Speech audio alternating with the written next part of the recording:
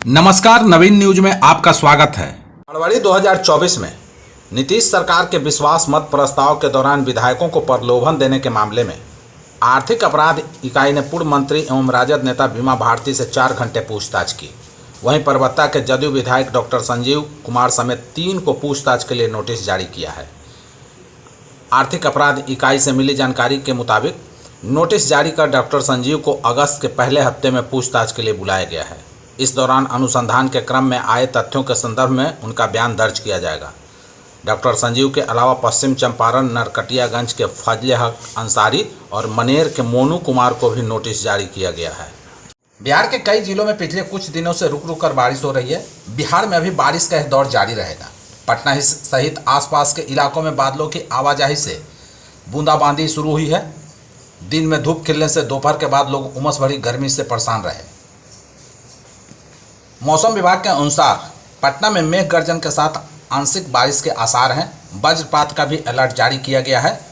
मौसम विभाग की माने तो अगले 5 दिनों तक बिहार के अलग अलग जिलों में बारिश के आसार हैं। गया जी, रोहतास और औरंगाबाद में भारी बारिश की चेतावनी जारी की गई है। बादलों की सक्रियता 2 अगस्त तक दक्षिण बिहार में रहेगी, जबकि 3 अगस्त से सीमांचल और चंपारण क्षेत्र में बारिश के आसार हैं। पटना जिला के विक्रम प्रखंड स्थित एमएम कॉलेज के प्रशासनिक भवन में अचानक आग लग गई। आग कॉलेज के सेमिनार हॉल में लगी है, जिसमें कागजात समेत लाखों रुपए मूल्य की संपत्ति जलकर राख हो गई। स्थानीय लोगों के अनुसार आग लगने की सूचना मिलते ही तुरंत विक्रम पुलिस को खबर दी गई। विक्रम में मौजूद दमकल वाहन खराब होने के कारण आग बुझाने में भारी दिक्कतों का सामना करना पड़ा। लोगों ने अपने स्तर से आग पर काबू पाने की कोशिश की, लेकिन आग की तीव्रता अधिक होने के कारण प्रयास सफल नहीं हो सका। स्थिति को गंभीरता को देखते हुए सूचना पालीगंज अनुमंडल पदाधिकारी को दी गई। एसडीओ के निर्देश पर आसपास के प्रखंडों से दमकल की गाड़ियां भेजी गई। दमकल कर्मियों ने काफ़ी मशक्कत के बाद आग पर काबू पाया। हालांकि तब तक सेमिनार हॉल में रखे जरूरी दस्तावेज, फर्नीचर और अन्य कीमती सामान पूरी तरह से जलकर नष्ट हो गए। आग लगने की वजह फिलहाल स्पष्ट नहीं हो सकी है, लेकिन शॉर्ट सर्किट की आशंका जताई जा रही है। कांग्रेस नेता राहुल गांधी और आरजेडी नेता तेजस्वी यादव बिहार के सियासी रणभूमि में उतरने जा रहे हैं।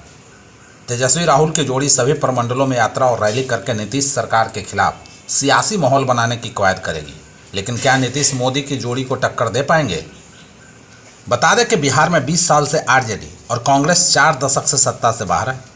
सत्ता के वनवास को तोड़ने के लिए कांग्रेस नेता राहुल गांधी और आरजेडी नेता तेजस्वी यादव बिहार के सियासी रण में उतरने जा रहे हैं।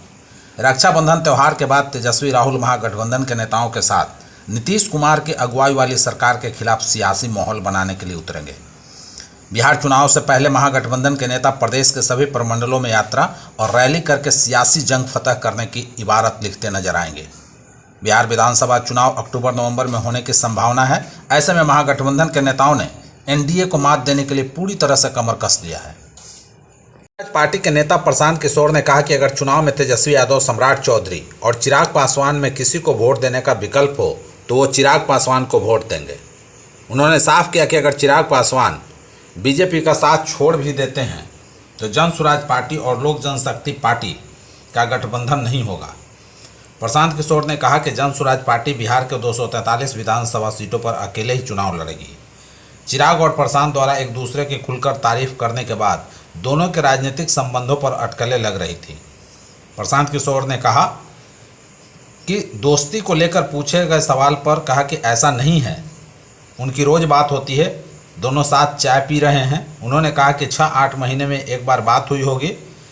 प्रशांत किशोर ने यह भी कहा कि चिराग को वो पसंद करते हैं क्योंकि बिहार में रहकर भी उन्होंने जाति का जहर नहीं फैलाया और भाजपा के साथ रहकर भी हिंदू मुसलमान कट्टरता नहीं फैलाई। उन्होंने कहा कि चिराग बिहार से राजनीति करते हैं, बिहार की राजनीति नहीं करते हैं। 2 मामलों में आरोपित राजद विधायक रीतलाल यादव को भागलपुर जेल से लाकर कड़ी सुरक्षा में जेल प्रशासन ने पटना सिविल कोर्ट स्थित एमपी एमएलए की विशेष अदालत में पेश किया। जेल प्रशासन ने आरोपित राजद विधायक रीतलाल यादव को 2 मामलों में पेश किया। विशेष अदालत ने दोनों ही मामलों में पेशी के बाद वापस फिर जेल भेज दिया है।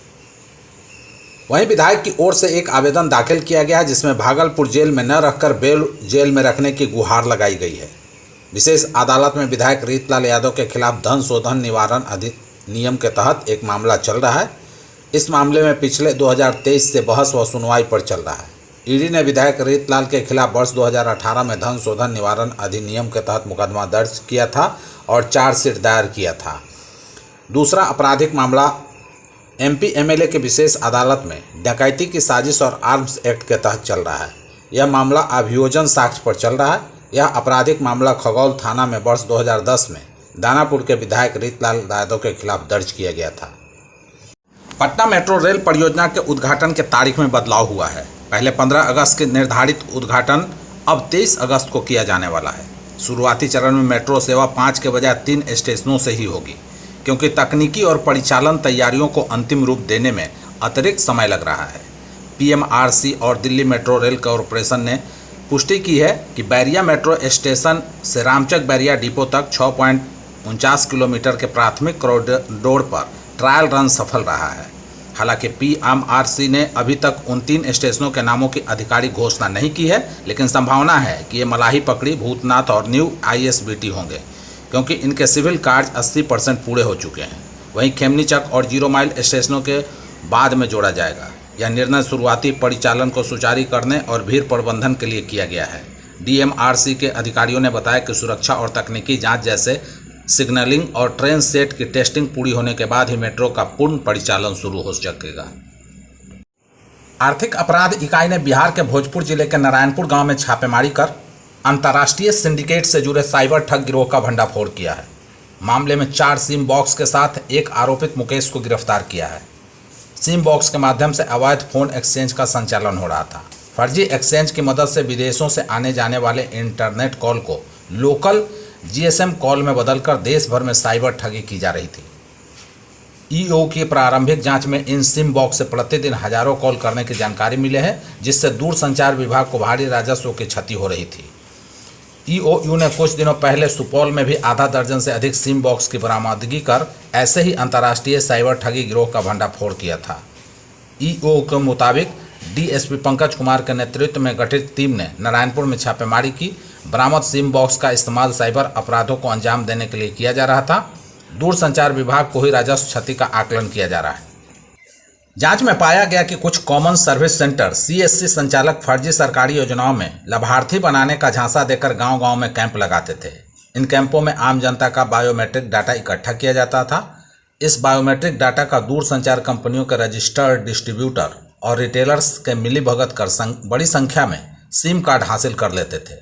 इन सिम कार्ड का उपयोग सिम बॉक्स के माध्यम से साइबर धोखाधड़ी के लिए किया जाता था। बिहार में सीएजी की रिपोर्ट में 70,000 करोड़ रुपए से ज्यादा का उपयोगिता प्रमाण पत्र लंबित होने के मामले में नीतीश सरकार एक्शन में आ गई है।